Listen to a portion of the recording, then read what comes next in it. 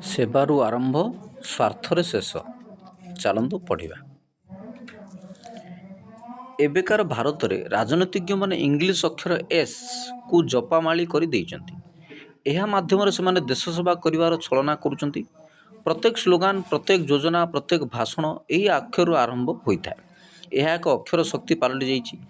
କିନ୍ତୁ ପ୍ରତ୍ୟେକ ଏସ୍ରେ ଆରମ୍ଭ ହେଉଥିବା ଶବ୍ଦ ପଛରେ କପଟତା ରହିଛି। ରାଜନେତାମାନେ ଦେଶ ପାଇଁ ସେବା ଓ ତ୍ୟାଗ କଥା କହିବାକୁ ଭଲ ପାଆନ୍ତି। ସେମାନେ ସେବା ନାମରେ ଲୋକଙ୍କ ନିକଟରେ ହାତ ଯୋଡ଼ନ୍ତି, ଲୋକଙ୍କ ପାଦ ଛୁଅନ୍ତି, ମନ୍ଦିର, ହସ୍ପିଟାଲ, ପାଇଖାନା ଉଦ୍ଘାଟନ କରିଥାନ୍ତି। କିନ୍ତୁ ହିନ୍ଦୁ ଧର୍ମର କର୍ମ ସିଦ୍ଧାନ୍ତ ଦୃଷ୍ଟିକୋଣରେ ସେବା ଜଡ଼ିତ ରହିଛି। ଜୀବନର ପ୍ରତ୍ୟେକ ଘଟଣା, ସ୍ଥିତି ଓ ଅନୁଭବ ହେଉଛି ଆମର ପୂର୍ବଜନ୍ମ କର୍ମର ଫଳ। ଅତୀତ କର୍ମାନୁସାରେ ସେବା କରିବାକୁ ହୁଏ କିମ୍ବା ସେବା ପରଜନ୍ମ ପାଇଁ ଏକ ନୂଆ କର୍ମ ସୃଷ୍ଟି କରିଥାଏ। ଯେତେବେଳେ ତୁମେ ଅନ୍ୟକୁ ସାହାଯ୍ୟ କରିଥାଅ, ସେତେବେଳେ ତୁମେ ତୁମକୁ କିମ୍ବା ସେମାନଙ୍କ କର୍ମରେ ବାନ୍ଧି ଦେଇଥାଅ। ତେବେ ପ୍ରତ୍ୟେକ ସେବା ପ୍ରଚ୍ଛଦରେ ଦାୟିତ୍ୱ କିମ୍ବା କର୍ତ୍ତବ୍ୟର ଏକ ଅଦୃଶ୍ୟ ରଜ୍ଜୁ ଥାଏ। ରାଜନୀତିରେ ସେବା ହେଉଛି ସବୁଠୁ ଲାଭଜନକ ନିବେଶ। ଆଜିର ସେବା ଆସନ୍ତାକାଲି ବିଶ୍ୱସନୀୟତା ତଥା ନିଷ୍ଠାକୁ ବି ପ୍ରତିଫଳିତ କରେ। ଦିଆଯାଇଥିବା ପ୍ରତ୍ୟେକ କାର୍ଯ୍ୟ, ଅନୁମୋଦିତ ପ୍ରତ୍ୟେକ ବୁଝାମଣା, ପ୍ରଦର୍ଶିତ ପ୍ରତ୍ୟେକ ଅନୁଗ୍ରହ କିମ୍ବା ସହଯୋଗ ସବୁ ନିଃସ୍ୱାର୍ଥପର ସେବା ଭାବରେ ଉପସ୍ଥାପିତ ହେଉଛି। କିନ୍ତୁ ବାସ୍ତବରେ ଏସବୁ ସାମାଜିକ ହିସାବ କିତାବର ବିଷ। ସେବା ରାଜନୀତି ନେଣଦେଣ ପାଇଁ ଏକ ଆଧ୍ୟାତ୍ମିକ ବାହାନା ହୋଇଯାଇଛି। ଦ୍ୱିତୀୟ ସ୍ୱାଧ୍ୟାୟ ବା ସ୍ୱ ଅଧ୍ୟାୟ ବା ଆତ୍ମନିରୀକ୍ଷଣକୁ ଦର୍ଶାଏ। ଏହା ରାଜନୀତିରୁ ସବୁଠୁ ଦୁର୍ଲଭ ଗୁଣ। ନିଜକୁ ଦେଖିବା ବା ଆତ୍ମସମୀକ୍ଷା କରିବା ବିପଜ୍ଜନକ, ଯାହା ଶୂନ୍ୟ ଅଭିଳାଷକୁ ପ୍ରକାଶ କରେ। ଜନସେବକ ଲୋଭକୁ ଲୁଚାଇବା ପାଇଁ କିଭଳି ତ୍ୟାଗର ଭାଷା ଉପଯୋଗ କରିଥାନ୍ତି, ତାହାର ଏହା ପରିପ୍ରକାଶ କରିଥାଏ।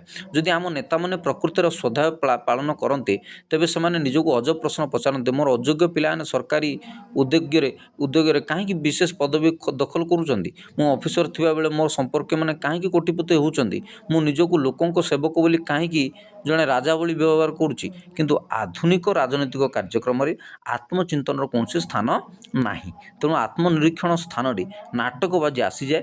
ଯେତେବେଳେ ଜଣେ ନେତା ଆତ୍ମନିରୀକ୍ଷଣ କରନ୍ତି, ସେତେବେଳେ ହିଁ ତାଙ୍କର ସର୍ବଶକ୍ତିମାନ ହେବାର ଭ୍ରମ ତୁରନ୍ତ ହଟିଯାଏ। ତୃତୀୟ ହେଉଛି ସାଧନା। ଏହା ଏକ ଶୃଙ୍ଖଳିତ ଅଭ୍ୟାସ। ସଙ୍ଗୀତଠାରୁ ଆରମ୍ଭ କରି ଶାସନ ପ୍ରତ୍ୟେକ କଳାରେ ଅଭ୍ୟାସ ଦରକାର। କିନ୍ତୁ ଆମ ରାଜନେତାମାନେ ପ୍ରଶାସନରେ କୁଶଳୀ ସଞ୍ଚାଳକ ନୁହନ୍ତି, ସେମାନେ ହେରଫେରରେ ଧୁରନ୍ଧର। ସେମାନଙ୍କର ଏକମାତ୍ର ସାଧନା ହେଉଛି ନିର୍ବାଚନ ଜିତିବାର କଳା। ନିର୍ବାଚନରେ ଜିତିବା ଲାଗି ଟଙ୍କା ଦରକାର। ଥରେ ଜିତିଗଲେ ସେମାନେ ପୁରା କାର୍ଯ୍ୟକାଳର ଖର୍ଚ୍ଚ ଟଙ୍କା ଫେରି ପାଇବାର ବାଟ କରନ୍ତି। ଏପରିକି ଆସନ୍ତା ନିର୍ବାଚନ ଜିତିବା ଲକ୍ଷ୍ୟରେ ଏବଂ ପାର୍ଟି, ପରିବାର ଏବଂ ଭାବମୂର୍ତ୍ତି ଗଢ଼ିବା ଲାଗି ଟଙ୍କା ଠୁଳ କରିବାରେ ଲାଗି ପଡ଼ନ୍ତି। ଶାସନ ଗୌଣ, ଯୋଜନା ବା ନୀତି କେବଳ ଲୋକ ଦେଖାଣିଆ ହୋଇଯାଏ। ରାଜନେତାମାନେ ରାଜଧର୍ମ ପାଳନ ନ କରି ରାଜ ମାର୍କେଟିଂ ବା ନିଜର ପ୍ରଚାର କରିବାରେ ଲାଗି ପଡ଼ନ୍ତି। ଜଣେ ସାଧକ ମନକୁ ଶୃଙ୍ଖଳିତ କରିବା ସକାଶେ ବାରମ୍ବାର ମନ୍ତ୍ର ଜପ କରୁଥାନ୍ତି। କିନ୍ତୁ ଜଣେ ଆଧୁନିକ ନେତା ଲୋକଙ୍କୁ ସମ୍ମୋହିତ କରିବା ପାଇଁ ବାରମ୍ବାର ସ୍ଲୋଗାନ ଦେଇ ଚାଲିଥାନ୍ତି। ଏହାପରେ ଏସ୍ରେ ଆସେ ସ୍ୱଦେଶୀ। ରାଜନେତାମାନେ ମେକ୍ ଇନ୍ ଇଣ୍ଡିଆ ଗର୍ଜନ ଛାଡ଼ନ୍ତି, ହେଲେ ଆମଦାନୀ କାରରେ ବାହାରକୁ ଯାଆନ୍ତି। ଇଟାଲୀ ଜୋତା ପିନ୍ଧନ୍ତି, ସୁଇସ୍ ଘଣ୍ଟା ବାନ୍ଧନ୍ତି ଏବଂ ଆମେରିକାର ଚଷମା ଲଗାନ୍ତି। ସାଧାରଣ ନାଗରିକମାନେ ଭାରତର ଜିନିଷ କିଣିବା ଉଚିତ ବୋଲି ସେମାନେ ଜୋର ଦେଇଥାନ୍ତି। କିନ୍ତୁ ଯେତେବେଳେ ନିଜର ଆରାମଦାୟକ ଜୀବନ କଥା ଆସେ, ସେତେବେଳେ ସେମାନଙ୍କ ଦେଶପ୍ରେମ କୁଆଡ଼େ ଉଭେଇଯାଏ। ସେମାନେ କହନ୍ତି, ସାଧାରଣ ନାଗରିକ ଭାରତୀୟ କିଣିବା ଆବଶ୍ୟକ। ସ୍ୱଦେଶୀ ବିଷୟରେ ଏମାନେ ବଡ଼ ବଡ଼ କଥା କୁହନ୍ତି, କିନ୍ତୁ ତାହାକୁ ପାଳନ କରନ୍ତି ନାହିଁ। ଏଭଳି ବିରୋଧାଭାସ ଅତ୍ୟନ୍ତ ହାସ୍ୟାସ୍ପଦ। ବିଦେଶୀ ଜିନିଷକୁ ନିଷିଦ୍ଧ କରୁଥିବା ଅମଲାତନ୍ତ୍ର ଚାଇନାରେ ନିର୍ମିତ ଲାପଟପ୍ର ଅର୍ଡ଼ର ଲେଖନ୍ତି। ସ୍ଥାନୀୟ ବସ୍ତ୍ର ସବୁଠୁ ଭଲ ବୋଲି କହୁଥିବା ମନ୍ତ୍ରୀ ଆମଦାନୀ ରେଶମ ପୋଷାକ ବ୍ୟବହାର କରନ୍ତି। ସେମାନଙ୍କର ଜାତୀୟତାବାଦର ଅବିରତା ନାହିଁ, କେବଳ ଦେଖାଣିଆ ଏବଂ ତାହା ଅନ୍ତର୍ଜାତୀୟ ମାର୍କା ପୋଷାକର ଆବରଣ ତଳେ ରହିଯାଏ। ପରବର୍ତ୍ତୀ ସନାତନକୁ ସୂଚିତ କରେ, ଯାହା ଦିବ୍ୟ ତଥା ଶାଶ୍ୱତକୁ ପ୍ରକାଶ କରେ। ସନାତନ ଧର୍ମ ସତ୍ୟ, ଦୟା ଏବଂ ସଦ୍ଭାବନାର ଅସୀମ ମୂଲ୍ୟକୁ ଦର୍ଶାଏ। କିନ୍ତୁ ଏବେ ଏହାକୁ ଏକ ଦିବ୍ୟ କ୍ରୋଧ ଓ ଆକ୍ରୋଶର ସ୍ଲୋଗାନକୁ ରୂପାନ୍ତରିତ କରାଯାଇଛି। ଏହା ମଧ୍ୟ ଇତିହାସକୁ ହଟାଇବା ଓ ପ୍ରତିହିଂସାକୁ ବୈଧ କରିବାର ପଥ ହୋଇଯାଇଛି। ଯେତେବେଳେ ଯାହାକୁ ସନାତନ ଘୋଷଣା କରାଯାଏ, ସେତେବେଳେ ତାହା ନିର୍ବିବାଦ ହୋଇଯାଏ। ଏହା ଆଉ ବିକଶିତ ନ ହୋଇ ସ୍ଥାଣୁ ପାଲଟିଯାଏ।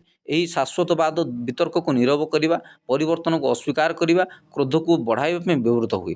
ପ୍ରତିଶୋଧର ଦୃଶ୍ୟକୁ ଧର୍ମଯୁଦ୍ଧ କିମ୍ବା ନ୍ୟାୟ ଯୁଦ୍ଧ ଭାବେ ପ୍ରଚାର କରାଯାଏ। ଘୃଣାକୁ ସଂସ୍କୃତିର ଏକ ନୂଆ ରୂପ କରିଦିଆଯାଏ। ହିଂସାକୁ ପୁଣ୍ୟ ବୋଲି ନାମିତ କରାଯାଏ। କୌଣସି ଜିନିଷକୁ ଶାଶ୍ୱତ କହିବା ଅର୍ଥ ସମୟର ପ୍ରଭାବକୁ ଅସ୍ୱୀକାର କରିବା, ଅଭିବୃଦ୍ଧି ପାଇଁ ମାନବ ଦକ୍ଷତାକୁ ଅସ୍ୱୀକାର କରିବା। ଏବର ନୂଆ ସନାତନ ଅସୀମ ଜ୍ଞାନକୁ ସୂଚିତ କରୁନାହିଁ, ବରଂ ଅସୀମ ଆକ୍ରୋଶକୁ ଦର୍ଶାଉଛି। ଶେଷ ଏସ୍ ହେଉଛି ସାତ୍ତ୍ୱିକ।